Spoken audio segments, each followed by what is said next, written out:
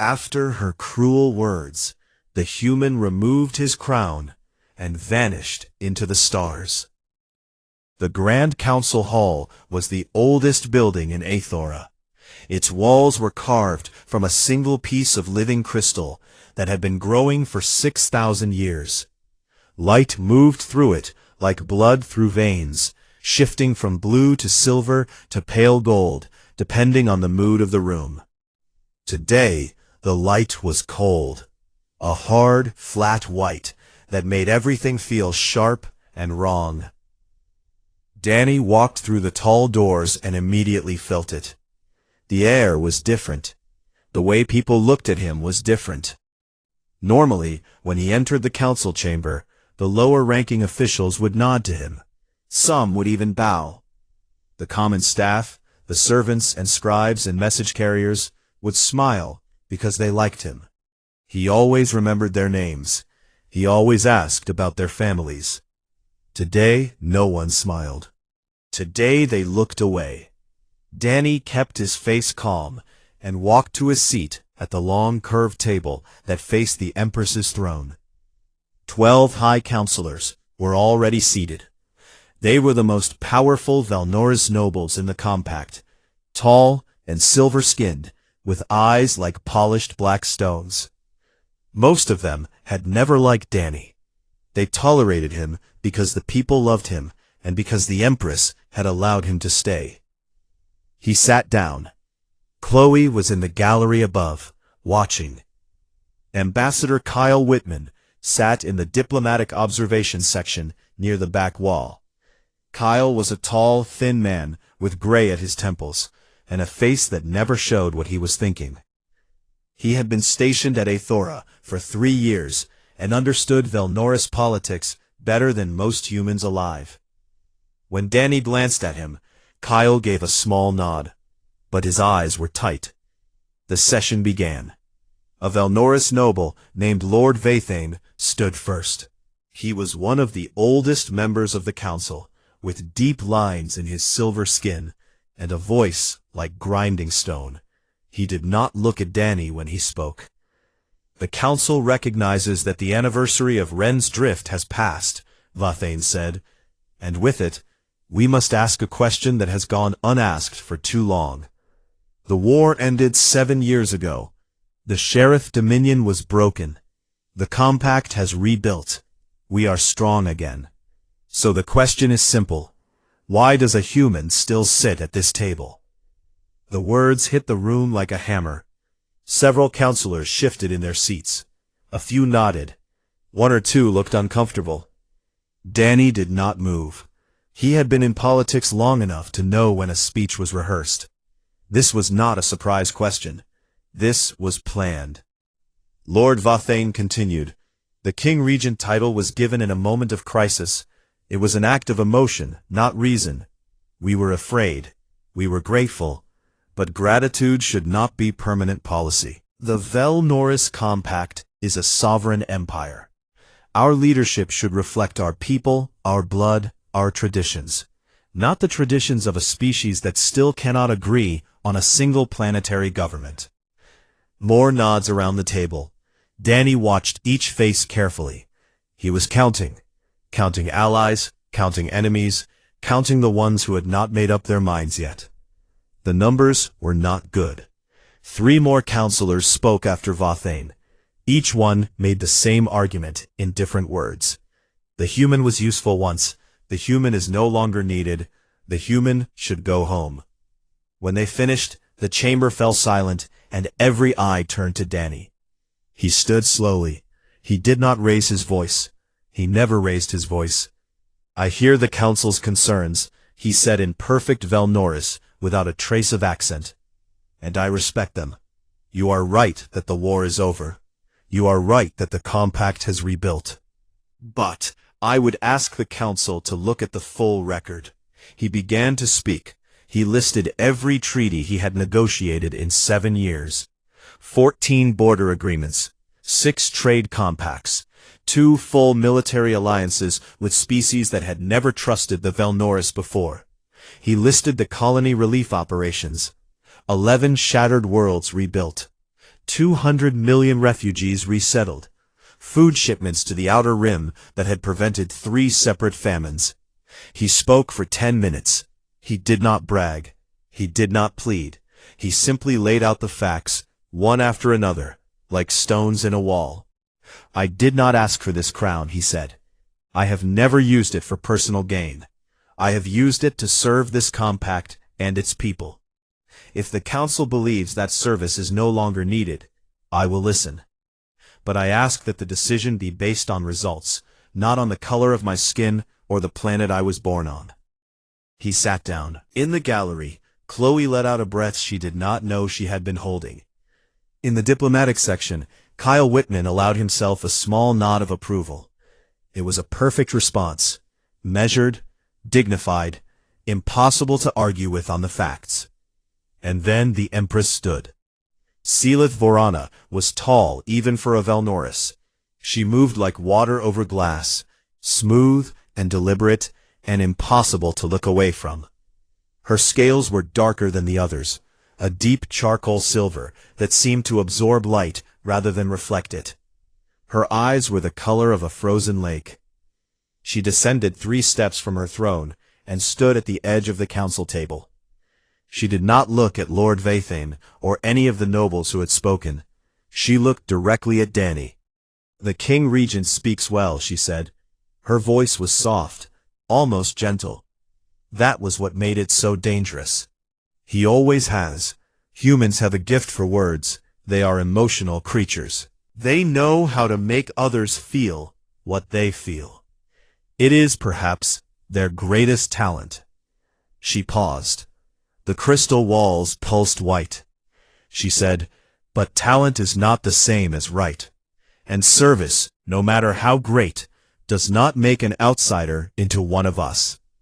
Dany's face did not change, but beneath the table, his hands went still. The compact owes a debt to Dany Cole, the Empress continued. No one disputes that. But a debt is not a lease.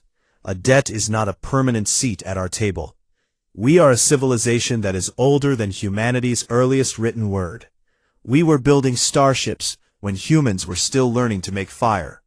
And yet for 7 years, we have allowed a member of this young, primitive, short-lived species to sit in a chair that was built for Velnoris hands. The word primitive landed like a blade. In the gallery, Chloe's fingers gripped the railing until her knuckles turned white. Kyle Whitman's face went completely blank, the way it always did when he was furious beyond words. Selith was not finished. I have watched the King Regent work. I have seen his dedication. I do not question his effort. But I question whether his continued presence sends a message to the galaxy that the Velnoris cannot lead themselves. I question whether we have become dependent on a species that, by the standards of galactic history, has barely learned to walk. She turned to face the full council. The compact must be led by the compact.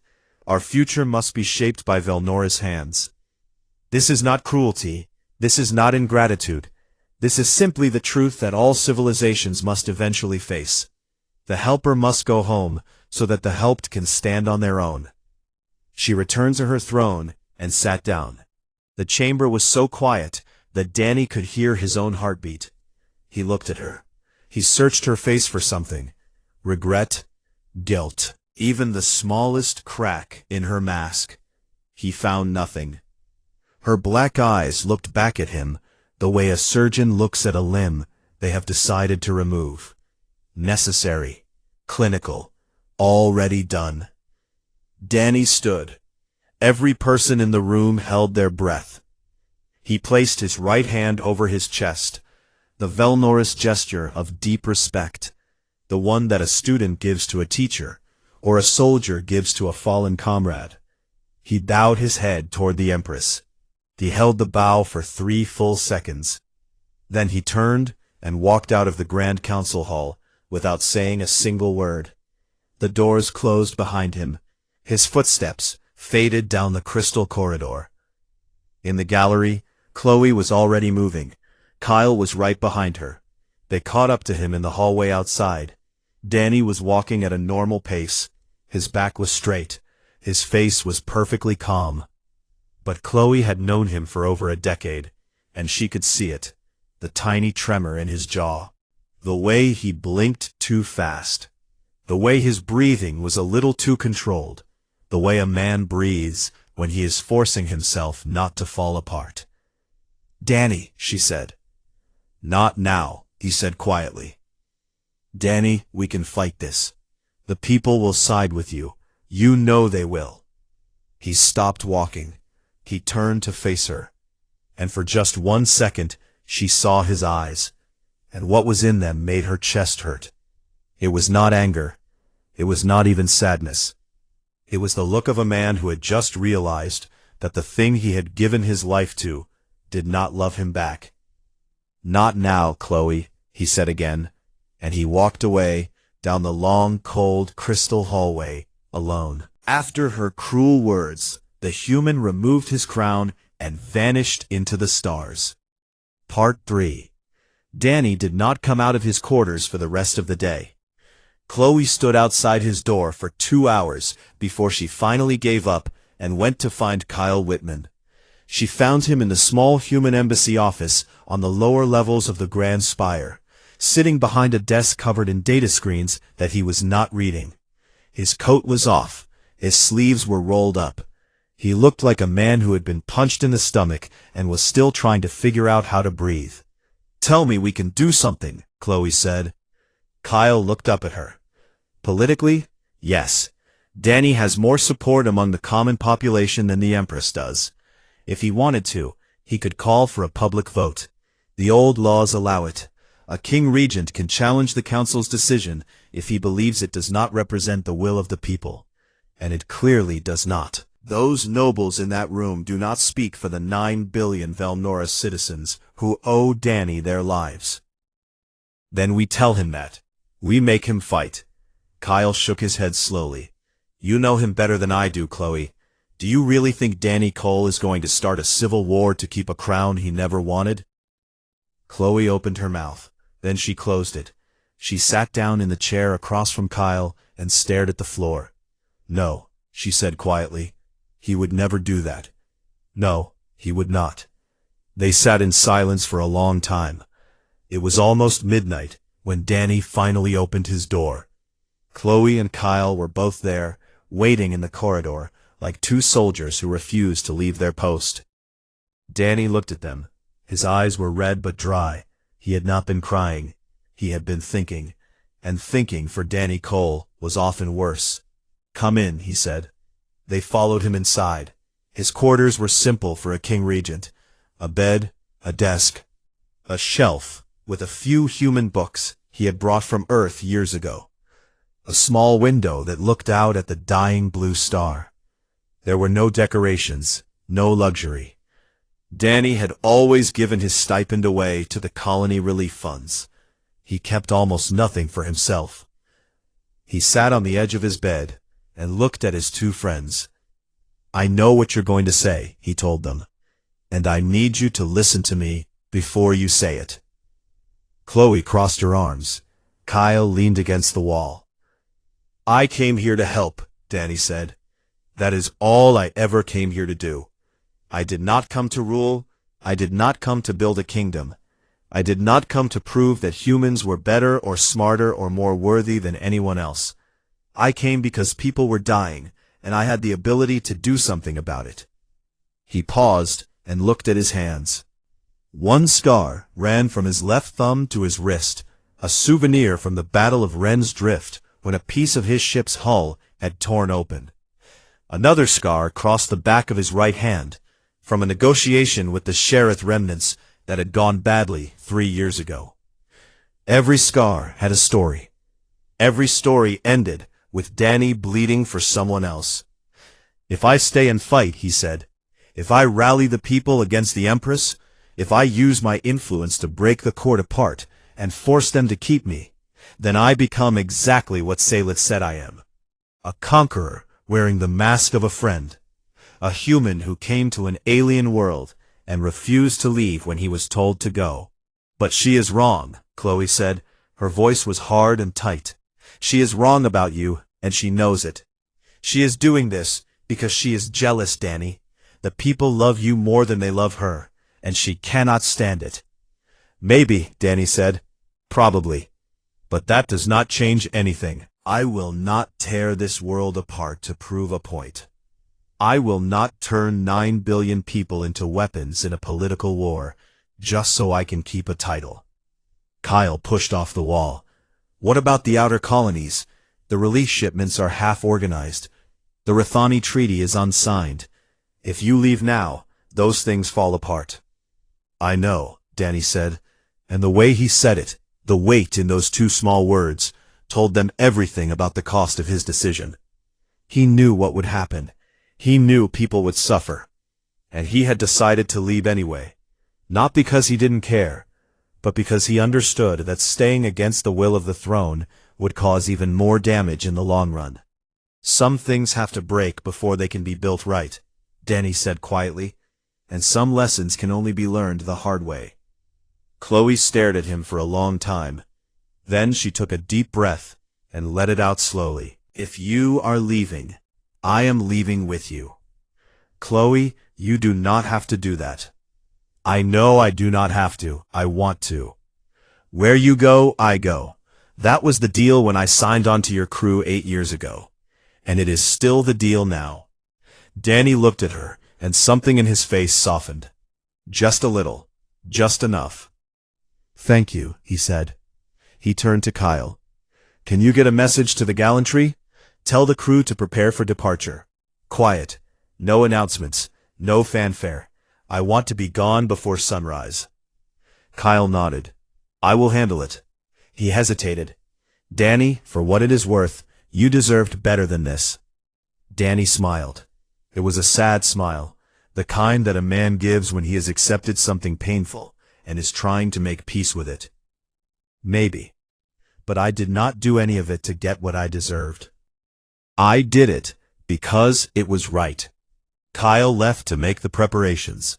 At midnight, Danny put on a simple gray coat, the kind a civilian would wear, not a king regent. He walked out of the grand spire through the service corridors that the servants used, the ones the nobles never bothered to learn. He had walked these corridors 100 times. He knew every turn. The servants he passed looked at him with wide eyes. They had already heard what happened in the council. Word traveled fast on Aethora. One of them, a young Velnoris woman who worked in the kitchens, stopped and bowed so deeply that her forehead almost touched the floor. Danny gently touched her shoulder and told her to stand up. He told her she never needed to bow to him. She looked at him with tears in her black eyes and said, "You are the only one of them who ever learned my name." Danny swallowed hard and kept walking. The royal courtyard was open to the sky. The dying blue star filled half the heavens above it, huge and ancient and tired. In the center of the courtyard stood the coronation stone, a block of crystal that had been there since before the Velnoris had left their home world. It was where every ruler in their history had been crowned.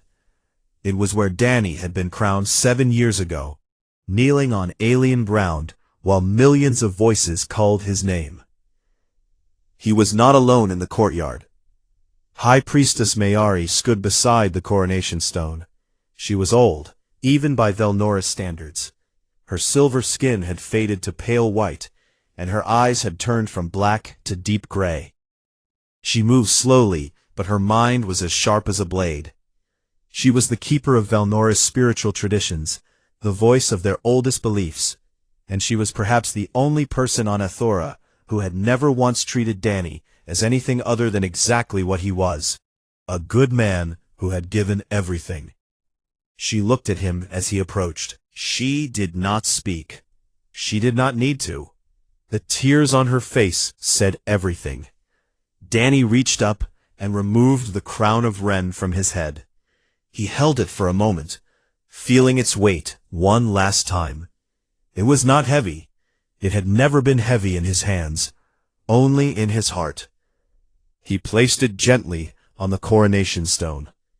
Then he spoke of Velnoris' farewell blessing, the old words, the sacred ones that were only spoken at partings that were not meant to be temporary. In the human language, the closest translation was, "I leave you not because I do not love you, but because love that is not returned becomes a chain for both the one who gives and the one who receives." Miari closed her eyes. A sound escaped her throat, soft and broken, the Velnoris sound of deep grief. "The people will never forget you," she whispered. Danny looked at her with kind eyes that held more pain than any one man should have to carry. "That is what I am afraid of," he said, "because the Empress already has." He touched Miari's hand once, gently, and then he turned and walked away. The starship Gallantry was waiting at a small landing pad on the far side of the city. No ceremony, no farewell parade, no crowds, just a ship and a crew of 23 humans who had followed Danny Cole across the stars, and would follow him still. Chloe was at the boarding ramp. She said nothing. She just stepped aside and let him walk on. The engine started. The ship lifted off from Aethora in the dead of night, rising through the thin atmosphere and into the black sky above. The dying blue star filled the cockpit windows, enormous and sad and beautiful. Danny sat in the co-pilot's seat and watched Aethora shrink below him. The crystal city became a tiny point of light, then a speck, then nothing at all. He did not look back. In the royal courtyard, Miari stood alone. She picked up the crown of Ren and held it against her chest. Around her, the air was still. The star above pulsed with its slow, tired heartbeat. She whispered a prayer, one that was older than the compact itself, and asked the stars to carry a good man to somewhere that was worthy of his heart. Then she set the crown back on the stone and placed a prayer light beside it, a small blue flame that floated in the air without burning. It was a tradition reserved for those the Velnoris considered sacred. The flame burned through the night, small and steady, and alone. After her cruel words, the human removed his crown and vanished into the stars. Part 4. The first thing to fall apart was the outer colony relief effort. Danny had spent 4 months building the supply chain by hand. He had personally contacted 37 different shipping companies, negotiated reduced rates, mapped out delivery routes that avoided pirate zones, and set up distribution centers on 12 colony worlds that had been starving since the war. It was a machine with 1,000 moving parts, and Danny had been the only one who knew how all the parts fit together. 3 days after he left, the first shipment was late. 5 days after that, 2 shipping companies pulled out because nobody answered their calls. By the end of the second week, the entire operation had stopped. 14 colonies that depended on those food shipments sent desperate messages to Aethora. The messages went to Danny's old office. Nobody was sitting in it. The Rithani Treaty collapsed on day 9. The Rithani were a small species, quiet and careful and slow to trust. They had joined the Velnoris Compact 3 years ago, and only because Danny had spent 6 months living on their home world, eating their food, learning their customs, and personally promising them that the Compact would treat them as equals. The Rithani did not trust empires. They did not trust politicians. They trusted Danny Cole, because Danny Cole had looked their elder council in the eye and given his word. When they learned that Danny had been driven out, the Rithani Elder Council met for 1 hour. Then, they sent a single message to Aethora. The man who made the promise is gone. The promise is gone with him. They withdrew from the compact that same day. 2 border disputes that Danny had been quietly managing erupted into open threats. A trade agreement with the Solani Federation, which Danny had brokered personally and which provided Aethora with 70% of its medical supplies, was suddenly under review because the Solani ambassador said he had no interest in negotiating with anyone except the King Regent. The compact was bleeding from a dozen wounds, and it had only been 2 weeks. On the streets of Aethora, the people knew. Word of what had happened in the council chamber spread within hours. The common citizens, the workers and teachers and merchants and farmers, the ones who had never set foot inside the Grand Spire, but who had felt the effects of Danny's work every single day, were furious. Vigils appeared in the city squares. Thousands of Velnoris gathered in silence, holding prayer lights in the air. Danny's name was carved into walls. His face was painted on buildings. A group of young Velnoris students organized a march to the Grand Spire, carrying a banner that read in their language, "He bled for us. We let him bleed alone." The noble faction that had pushed for Danny's removal began to crack almost immediately. Lord Vathane, who had spoken first in the council chamber, found himself unable to walk through the market district without being shouted at. 3 of the 12 high counselors quietly distanced themselves from his position and issued public statements praising Danny's service. 2 others tried to reach out to human diplomatic channels, sending polite messages to Earth's government, suggesting that perhaps the situation had been a misunderstanding. Earth's government did not respond. Ambassador Kyle Whitman had sent his report to Earth within hours of the council session. The report was factual and precise. But Kyle Whitman was a careful man, and even his dry diplomatic language could not hide what had happened. Earth's Foreign Affairs Office read the report, consulted with the military, and made a decision. If the Velnoris Compact did not want humanity's greatest living hero, then the Velnoris Compact did not get humanity's cooperation either. All ongoing diplomatic talks were paused. Military exchanges were suspended. The human embassy on Aethora remained open, but went quiet. Kyle Whitman stayed at his desk, answered official messages with official language, and said nothing more. The galaxy noticed. Other species, the ones who had been part of Danny's coalition during the war, began to quietly reassess their relationships with the Compact. The message was clear. If the Velnoris could throw away the one man who had held everything together, then no alliance with them was safe. Trust, once broken, does not grow back quickly. And the Velnoris had broken it in the most public way possible. Inside the Grand Spire, Empress Salith maintained her composure. She attended meetings. She signed documents. She spoke with the authority and calm that her title demanded. In public, she showed no doubt. In private, it was a different story. She began reviewing the recordings of the council session. She watched her own speech 3 times. She watched Danny's response 4 times. She watched the moment he bowed and walked out, more times than she would ever admit. Then she began looking at the intelligence reports, the real ones, the classified files that detailed everything Danny had been doing behind the scenes, the things he had never told anyone about, the things he had never taken credit for. She found the secret supply line he had set up to the Velnoris mining colonies in the Outer Rim, using his own contacts to bypass the corrupt trade guilds that had been overcharging starving workers for basic food. She found the back-channel negotiations he had conducted with 2 hostile species, negotiations that had prevented 2 separate wars before they started. Wars that the Compact's military was not prepared to fight.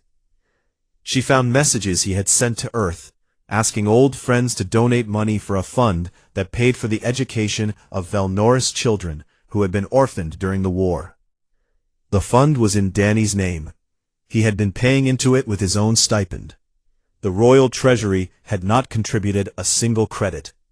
Salith read the files for 3 hours. When she was finished, she sat in her private chamber and stared at the wall. High Priestess Mayari came to see her the next morning. The old woman did not bow when she entered. She did not wait to be invited to speak. "You are proud of what you did?" Mayari asked. Salith's jaw tightened. "I did what was necessary for the sovereignty of the Compact." "You did what was necessary for your pride," Mayari said. Because the people loved him more than they loved you. Because he was better at your job than you were. Because every time he walked into a room, every Velnoris in that room looked at him first and you second. And you could not bear it. That is enough, priestess. It is not nearly enough, Mayari said, and her voice was harder than Salith had ever heard it. You did not remove a political rival, Empress. You drove away the only soul in this galaxy who loved the Velnoris people as much as they deserve to be loved. He gave everything, he kept nothing, and you stood in front of him and called him primitive. Salith said nothing. He will not come back, Mayari said. You know that. He is not the kind of man who forces himself on people who do not want him. That is exactly what made him worthy of the crown. And that is exactly why your cruelty worked. Because the better the man, the easier it is to make him leave. All you had to do was tell him he was not wanted, and he believed you. Because he has always believed the worst about his own worth. Mayari turned and walked toward the door. She stopped with her hand on the frame. I have served 3 empresses in my lifetime, she said without turning around. You are the only one who has made me ashamed. She left. Salith sat on her throne in the empty room. The crystal walls pulsed with pale, cold light. Outside, she could hear the faint sound of the citizens chanting in the streets. The same name, over and over, carried on the wind like a prayer. Danny, Danny, Danny. Far away, aboard the starship Gallantry, the man they were calling for sat in the observation deck and watched the stars drift past the window. The ship was moving at cruising speed through open space, headed nowhere in particular. Chloe checked on him every few hours.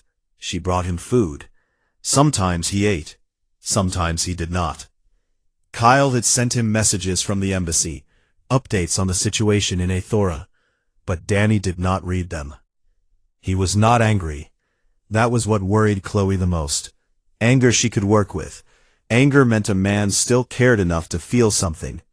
What she saw in Danny's eyes was worse than anger. It was emptiness. The quiet, heavy emptiness of a man who had poured everything he had into a vessel that had cracked open and let it all spill out onto the ground. On the 14th day of their journey, the Gallantry received an encrypted transmission. It was routed through 7 relay stations to hide its origin, but the encryption signature was unmistakable. It was from High Priestess Mayari. Chloe brought it to Danny. He read it on a small screen, his face lit by the pale glow of the words. The message was short. It said, "The crown sits where you left it. No one has touched it. No one will. Come home, Danny. Please, come home." Danny read it twice. He closed his eyes and sat very still for a long time. Then he set the screen down, turned his chair back toward the window, and stared at the stars in silence. He did not reply. After her cruel words, the human removed his crown and vanished into the stars. Part 5. 6 months passed. Danny Cole went home to Earth. He landed at a small airfield in the flat, open farmland of central Kansas, where he had grown up. His mother was waiting for him at the gate. She was shorter than he remembered, with gray hair pulled back in a loose knot, and hands that were rough from 40 years of work. She hugged him without saying a word, and he held on longer than he meant to. He stayed with her for 3 weeks. He slept in his old bedroom. He ate breakfast at the kitchen table, where he had done his homework as a boy. He sat on the porch in the evenings and watched the sun set over the wheat fields, and the sky was so blue and wide and simple that it hurt him in a way he did not expect. But Earth did not feel like home anymore. The days were too quiet. The nights were too dark. He would wake up at 3 in the morning and reach for a data screen that was not there, looking for colony reports that would never come. He would hear a sound in the wind, and for 1/2 second think it was Velnoris laughter, that wind chime sound. And then he would remember. His mother saw it.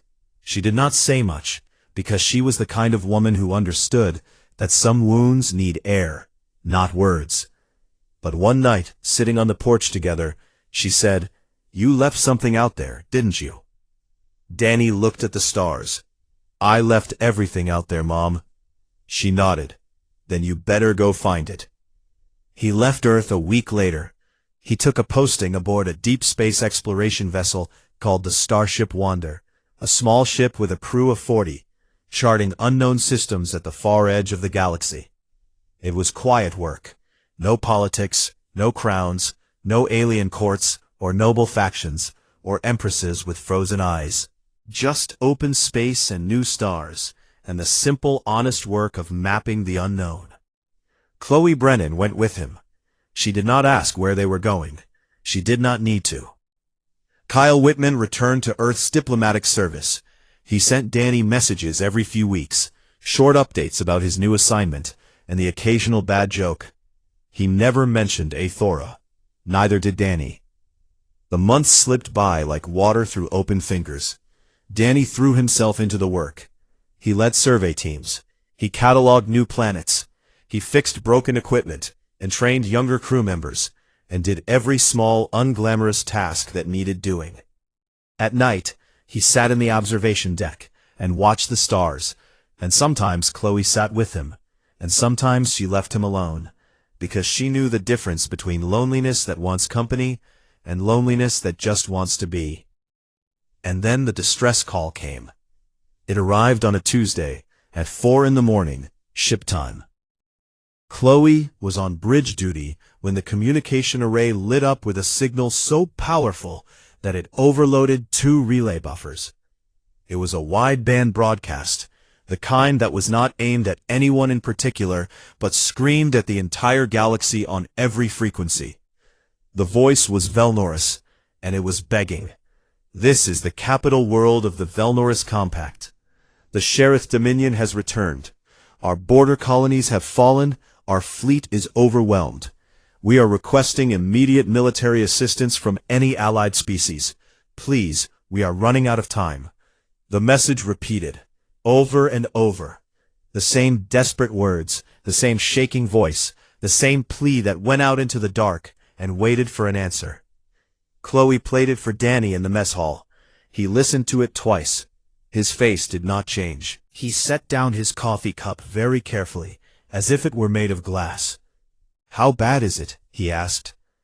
Chloe pulled up the tactical data that had been embedded in the signal. She laid it out on the table between them. Danny studied it in silence.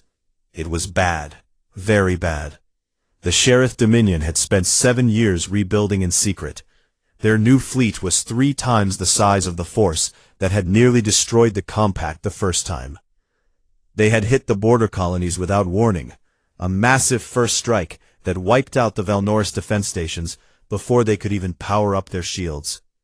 Now the Sherith Armada was pushing straight toward Aethora, burning everything in its path. The Compact's military, weakened by years of political infighting and budget cuts and the loss of the coalition alliances that Danny had built, was falling back on every front. They were outnumbered, they were outgunned, and they were alone. Because no one was answering the call. The species Danny had brought into the Compact, the ones he had personally recruited, had no loyalty to an empire that had thrown away the man who had brought them in. The Rithani ignored the signal. The Solani Federation formally declined to intervene. 3 other allied species sent polite messages expressing concern and offering nothing. Danny sat at that mess hall table for a long time. Chloe watched him. She did not speak. She did not have to. She had known this man for over a decade, and she knew exactly what was happening behind his quiet brown eyes. He was not thinking about the Empress. He was not thinking about the crown, or the council, or the cruel words in the crystal chamber. He was thinking about the children on Aethora, the ones who ran through the streets chasing floating lanterns. He was thinking about the kitchen worker who said he was the only one who had ever learned her name. He was thinking about Mayari, standing alone in the courtyard with a prayer light. He was thinking about 9 billion people who were about to die. Danny stood up. He went to the communications console. He opened a secure channel, and he made one call. Not to the Velnoris, not to the Empress, not to any alien government. He called Kyle Whitman. "Kyle," he said, "they need help." Kyle was quiet for 5 seconds. Then he said, "I will make the calls." Within 6 hours, something happened that the galaxy had never seen before. Earth's military command, which had been quietly furious about Danny's treatment for months, mobilized the largest human battle fleet ever assembled outside Earth's home system.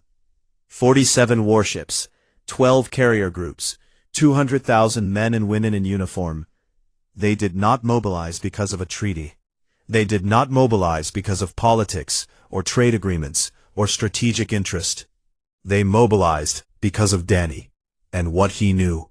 They mobilized because Danny Cole, the man who had given everything to a galaxy that had not always given back, made one phone call and said 3 words. They need help. The human fleet crossed half the galaxy in 36 hours, using emergency faster-than-light lanes that burned out the engines of 6 ships along the way. When they dropped out of faster-than-light travel above Aethora, the Sherith Armada was already in orbit. The Velnoris fleet, what was left of it, was making a final stand between the enemy and the planet. They were losing. Danny was aboard the lead ship. He did not take command officially. He did not have a title or a rank or a crown. He simply stood in the tactical center with Chloe beside him and pointed at a map and said, "Here is what we are going to do." The human commanders listened. They had heard the stories. They knew who he was. The battle lasted 11 hours. It was bloody and brutal and desperate. The Sherith fought with the fury of a force that had spent 7 years planning this moment. But Danny had beaten them once before, and the Sherith had made the same mistake every enemy made when fighting humans. They assumed that because humans were young and small and short-lived, they would break. Humans did not break. The tide turned in the 8th hour when Danny identified a weakness in the Sherith formation, a gap created by their overconfidence in their numbers, and sent 3 human strike groups through it at full speed. The Sherith flagship was crippled. Their command structure collapsed. By the 11th hour, the Sherith Armada was scattering into open space, burning away from Aethora as fast as their engines could carry them. The Crystal City still stood, and in the streets, millions of Velnoris citizens looked up at the human ships hanging in orbit, and they began to chant one name. Empress Salith stood on the steps of the Grand Spire and watched the sky. Her face was perfectly still. She requested a communication link with the lead human vessel. It took an hour for the request to be granted. When the screen activated, Danny was there. He looked older, thinner. There were new scars on his face and hands. His eyes were tired, but they were clear. Salith opened her mouth. Danny spoke first. "I did not come back for you," he said. His voice was calm. There was no anger in it, no bitterness, no victory, just the plain, steady truth. "And I did not come back for the crown. I came back because innocent people were dying, and I had the power to stop it. That is the only reason I have ever done anything." Salith stared at him. "Your people deserve better," Danny said. "Better than what you gave them, and better than what you gave me. I hope you learn that. I hope you become the leader they need. Because they are good people, Salith. They always were." He paused. Then he said the last thing she expected to hear. "I forgive you. Not because you earned it, but because carrying bitterness through the stars is no way to live, and I have too many stars left to see." He reached for the console. "Goodbye, Empress." The screen went dark. The starship Gallantry, battered and scorched from the battle, pulled away from the fleet formation. Chloe sat beside Danny in the cockpit. The stars stretched out ahead of them, infinite and patient, and full of things they had not seen yet. "Where are we going?" Chloe asked, and for the first time in a very long time, he smiled. Not a sad smile, not a tired smile, a real one. "Wherever someone needs us," he said. The gallantry jumped to faster-than-light speed and vanished into the stars. On Aethora, the celebration lasted for days, but it was different from the one 7 years ago. There was joy, but there was also shame. There was gratitude, but there was also grief. Because the man who had saved them was gone again, and this time they all knew it was their fault. In the royal courtyard, High Priestess Mayari stood beside the coronation stone. The crown of Ren still sat where Danny had placed it 6 months ago. No one had moved it. No one had dared. A small Velnoris girl, no older than 5, wandered into the courtyard.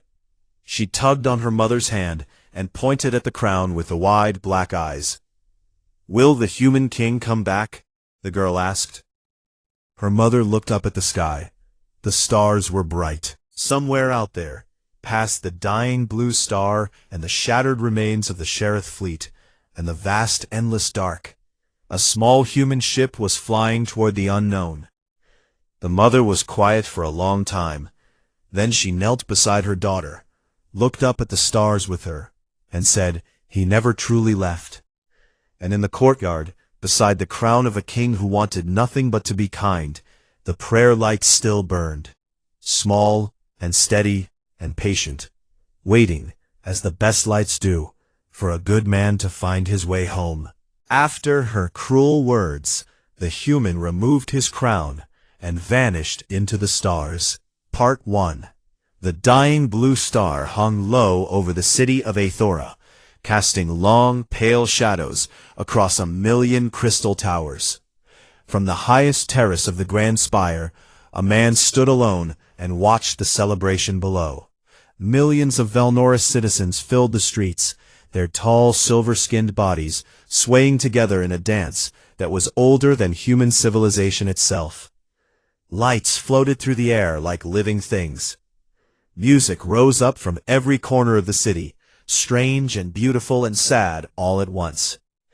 Danny Cole leaned against the railing and listened. 7 years. It had been 7 years since the Battle of Ren's Drift, and the Velnoris people still celebrated the day they were saved from total destruction. They sang songs about it. They taught their children about it. They painted murals on their walls and carved statues in their parks. And in every song, every mural, every statue, there was a human face, his face. Danny did not feel like a hero tonight. He felt tired, the kind of tired that sleep could not fix, the kind that lived deep inside a man's bones and stayed there no matter how many hours he rested. The door behind him slid open. He did not turn around. He already knew who it was. "You are going to freeze out here," said Chloe Brennan. She walked up beside him and crossed her arms. She was shorter than him by a full head, with dark red hair pulled back tight and a jaw that always looked like it was ready for a fight. She had been his tactical officer for 8 years, his friend for longer than that, and the only person in the entire galaxy who still talked to him like a normal human being. "Velnoris air is 62 degrees at night," Danny said. "That is not freezing. It is when you have been standing out here for 3 hours in a ceremonial robe that is thinner than a bedsheet." Danny almost smiled. Almost. Chloe stood beside him and looked down at the celebration. "They love you, Danny. Every single one of them down there. You know that, right?" He nodded slowly. "I know." "So why do you look like a man standing at his own funeral?" He did not answer right away. He watched a group of Velnoris children run through the streets below, chasing floating lanterns. They were laughing. Velnoris laughter sounded like wind chimes in a storm, high and fast and bright. He had learned to love that sound over the years. He had learned to love a lot of things about this world. But love, he had discovered, was not the same thing as belonging. "Do you remember what I was before all this?" he asked quietly. Chloe looked at him. You were a liaison officer. Low rank, bad pay. Terrible food. I was nobody, Chloe. I was a nobody from a nowhere planet that most of the galaxy had never even heard of. Earth was a joke to them. Humans were a joke. We were too young, too loud, too short-lived, too emotional. They called us the crying species behind our backs. And then you saved 9 billion of their lives. Danny closed his eyes. I did what anyone would have done. No, Chloe said firmly. You did what nobody else could have done. The Velnoris fleet was gone. The Sheriff Dominion had them surrounded. Every single military mind in the compact said it was over. You were the one who went to the fringe species and begged them for ships. You were the one who came up with a battle plan so crazy that the Sheriff could not predict it.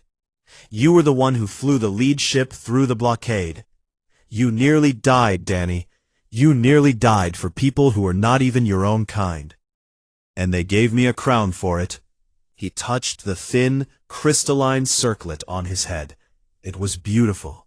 It caught the light of the dying star and scattered it into 100 tiny rainbows. The Crown of Ren, a sacred Velnoris artifact, a title that had never been given to anyone outside their species in 10,000 years of recorded history. King Regent of the Velnoris Galactic Compact, second in authority only to the Empress herself. He had not asked for it. He had tried to refuse it, but the people had insisted. They had knelt before him in the millions, and he had seen in their eyes something that he could not say no to. Hope, pure, desperate, unbreakable hope. So he stayed. He put on the crown. He learned their language until he could speak it without an accent. He studied their customs, their prayers, their history. He brokered peace treaties with hostile neighbors. He organized relief efforts for colonies that had been shattered by the war. He rebuilt their trade routes. He negotiated food shipments to starving worlds. He set up schools for orphan children and funded them with his own pay, because the royal court would not approve the budget. 7 years. 7 years of 18-hour days, and sleepless nights, and eating alone in his quarters because the nobles at court saw him as a useful tool, not a person worth sharing a meal with. 7 years of not seeing Earth, not seeing his mother, not hearing his own language spoken by anyone except Chloe and a handful of other humans scattered across Velnoris space. You should go home, Chloe said softly. Even if it is just for a month. Go see your mom. Eat a real cheeseburger. Sleep in a bed that was built for a human body instead of a 7-foot-tall lizard. Danny shook his head. The outer colonies still need the relief shipments organized. The border treaty with the Rathani is not finished. If I leave now, it all falls apart. It will fall apart anyway if you collapse from exhaustion. Then I will collapse after the work is done. Chloe stared at him for a long moment. There was something in her eyes that was not quite anger and not quite sadness. It was the look of someone watching a good man destroy himself slowly and knowing there was nothing she could do to stop it. A soft chime sounded from inside the chamber. Danny turned. A small floating orb, a Velnoris message drone, hovered in the doorway. It pulsed with pale blue light. Danny held out his hand, and the orb settled into his palm. A voice came from it, calm and cold and perfectly measured. The voice of Empress Salith Vorana. King Regent Cole, your presence is required at the High Council session tomorrow at midday. Attendance is not optional. The orb went dark. Chloe frowned. That is strange. Council sessions are usually scheduled weeks in advance. Why the sudden summons? Danny looked at the dead orb in his hand. A cold feeling settled into his chest, the kind of feeling he used to get right before a battle, when the sensors showed enemy ships dropping out of faster-than-light travel, and the alarms had not started yet, but everyone on the bridge already knew what was coming. I do not know, he said, but something told him that tomorrow the celebration would end. He set the orb down on the railing and looked back out at the city one last time. The music still played, the lights still floated, the children still laughed their wind chime laughs. Danny Cole stood on the highest point of a world that was not his own, wearing a crown he had never wanted, and wondered if 7 years of bleeding for strangers had meant anything at all. Below him, the dying star pulsed once, slow and deep, like a tired heart that was not sure how many beats it had left.